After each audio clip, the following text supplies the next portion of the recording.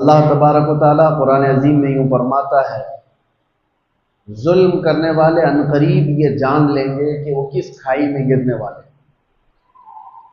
कभी इंसान को माल का नशा, ताकत का नशा फिरौन बना देता है। जब किसी के पास ज़्यादा पावर आ जाता है, माल आ जाता है, तो सबसे पहले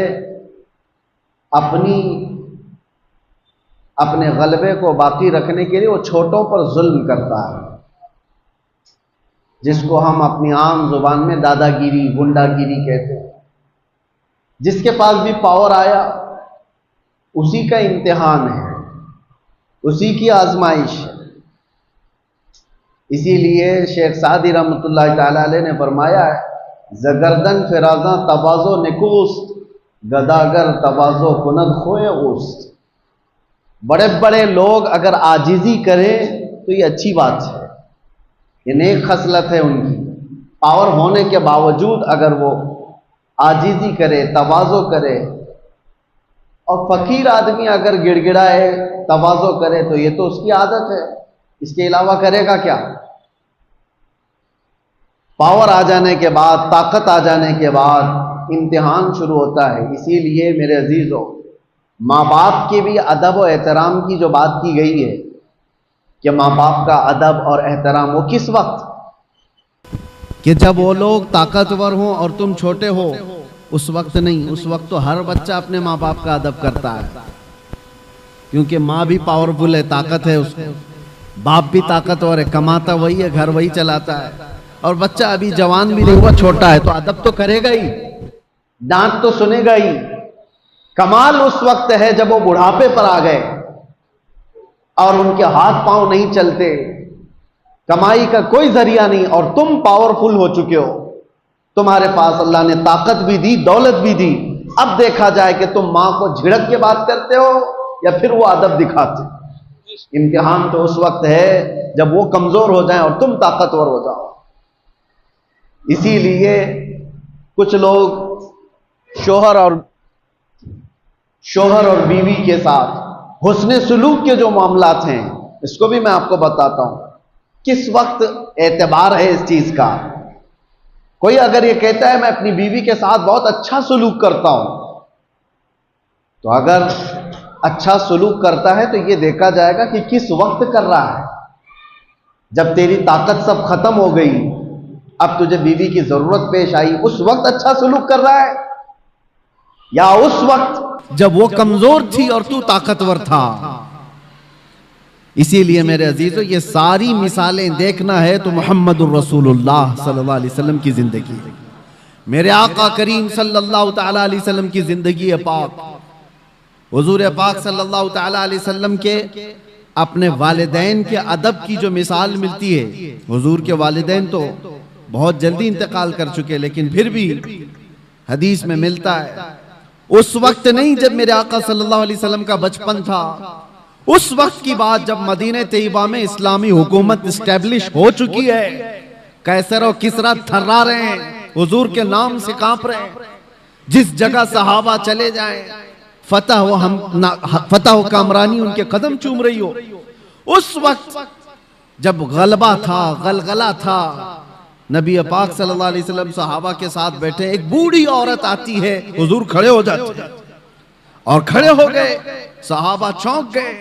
मेरे आका सल्लल्लाहु अलैहि वसल्लम ने अपनी चादर निकाली और बिछाया उस बूढ़ी खातून को बैठने के लिए।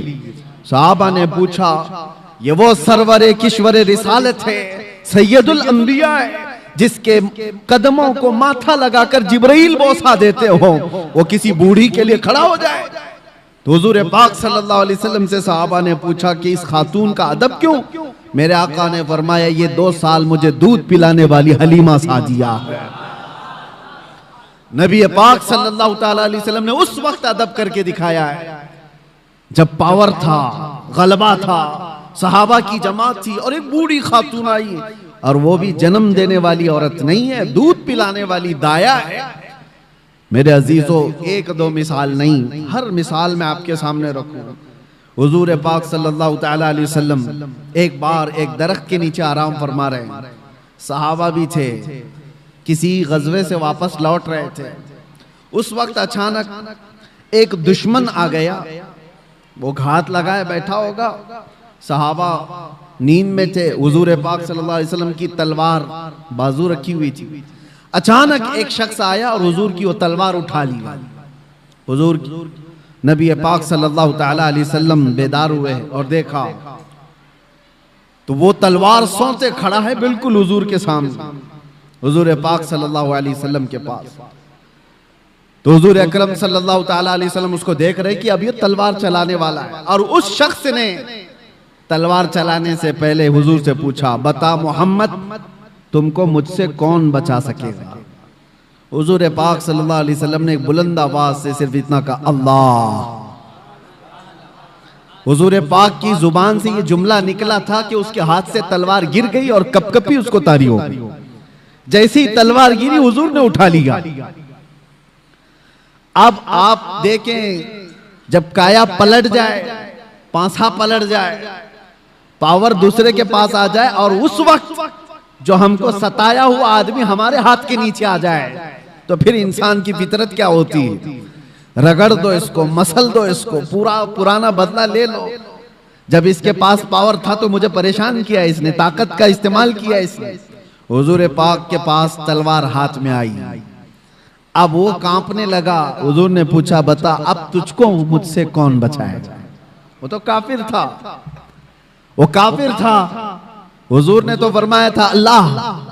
उसने कहा, मैंने सुना है कि तुम करीम इब्ने करीम हो। हुजूर पाक सल्लल्लाहु अलैहि वसल्लम ने फरमाया, जाओ तुम्हें आजाद कर दिया। तो वो आजाद होकर के गया थोड़ी ना, बल्कि कहा कि ला इलाहा इल्लल्लाह मुहम्मदुर रसूलुल्लाह, और अपनी कौम में आकर के बताया, मैंने एक ऐसे रहमदिल इंसान को देखा है, जब उसके हाथ में पावर आ गया तो उसने तलवार चलाने की बजाय मुझे मुस्कुरा करके आजाद किया है। मेरे अजीजों, ये आसान बात नहीं। इंसानी फितरत तो ऐसी है कि पावर का इस्तेमाल हर आदमी अक्सर गलत कामों में इस्तेमाल करता है।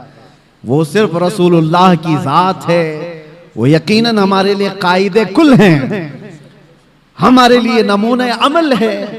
ला करके दिखाओ दुनिया भर की ताकतें, जिनके पास पावर आता है उसके बाद वो किस तरह का रूलिंग करती है। मैं इस्लाम को छोड़ करके आपके सामने रखूं अगर बात, हाँ कभी कभार ये दरिंदे हमें ऐसे बादशाहों की मिसाल ला करके बताते हैं जिनका इस्लाम से कोई ज्यादा ताल्लुक नहीं रहा। वो तो अय्याश बादशाह थे, नाम मुसलमान होने से कोई मुसलमान थोड़ी ना हो जाता है। वैसे तो तुर्की के इनकलाब के बाद मुस्तफा कमाल बादशाह नाम से जो रेवोल्यूशन आया था, सल्तनत उस्मानिया खत्म होने के बाद तुर्की में जो बादशाह बनाया गया अंग्रेजों की तरफ से, उसका नाम क्या था? मुस्तफा कमाल बादशाह। उसने तकरीबन 10-11 साल हुकूमत किया, पूरे इस्लाम को खत्म करने के लिए एड़ी चोटी का जोर लगा। कुरान पे पाबंदी, अजान पे पाबंदी, हिजाब पे पाबंदी, अरबी जुबान पे पाबंदी। 11 साल की हुकूमत में नाम क्या था? मुस्तफा कमाल। नाम हो जाने से कोई मुसलमान नहीं होता। हाँ, ये बात याद रखें। मिसाल लाओ ऐसी कि अबू बकर हो, उमर हो, उस्मान हो, हैदर रदी अल्लाह ताला अनुमा जैसी, कि उनके दौरे खिलाफत में मैं अगर आपको हजारों मिसालें रखूं, पावर था, गलबा था, ताकत थी, तब फिर किस तरह का इस्तेमाल किया है। आज दुनिया को देखो, निहत्तों पर जो जुल्म किया जाता है, बराबर का मुकाबला हो तो समझ में आए कि दो पहलवान मैदान में लड़ रहे हैं। फिलिस्तीन और इजराइल के मामलात को पूरी दुनिया जानती है। एक तरफ कंकर और पत्थर लेकर लड़ने वाले बच्चे, और एक तरफ पेट्रोट मिसाइल पूरी दुनिया को सप्लाई करने वाली हाई टेक्नोलॉजी पावर वाली ताकत। कोई मुकाबला है? कोई मुकाबला नहीं, लेकिन दुनिया देख रही है। और हकीकत में बताऊं, हक और बातिल के मामलात जब भी टकराए ना, बराबरी कभी हुई नहीं।